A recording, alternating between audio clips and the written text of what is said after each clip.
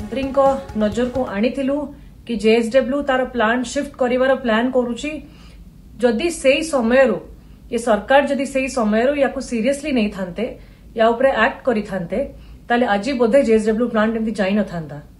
एबे भी सरकार गोटे सेलिब्रेशन मूड रे अछि, बिल्कुल भी रोजगार को सीरियसली नो नहांती।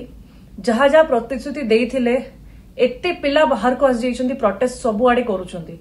आउटसोर्सिंग पिलांको विषय निजे कहिथिले, अलगा जेतिकी पिलांको विषय निजे कहिथिले, किंतु एबे तांको ना देखा करूछन्ती ना तांको थैथान करूछन्ती।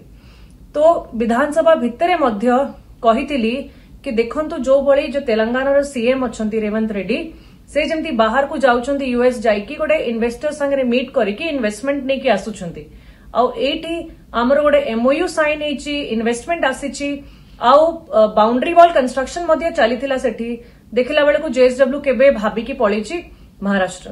तो लोक कोन पई एमती डबल इंजन सरकार को वोट देले, गोटे विश्वास रे देले, मां माने विश्वास रे देले कि ताको छुआ माने को रोजगार मिलिबो। निहाती भाबे बहुत दुखर कथा। तेणु ओडिशार जनसाधारण विचार करेंगे कारण जेएसडब्ल्यू बर्तमान केवल जातीय स्तर नुहे आंतर्जातिक स्तर में जेएसडब्ल्यू गोटे श्रेष्ठ इस्पात उत्पादन करुवा संस्था एवं से संस्था एटी 40,000 करोड़ इन्वेस्टमेंट करता एवं विशेष करके उपकूल ओडिशा आपन जदि उपकूल ओडिशा रे जेमती जाजपुर गोटे बिल्टअप होतला सेमती आपन पारादीप ठारे पोर्ट बेस्ड इंडस्ट्री हेतिले आपनकर देखंतु ओडिशा बहुत लाभवान होता, आर्थिक लाभवान होता, रोजगार बढ़ी था, डाउनस्ट्रीम इंडस्ट्री आसता।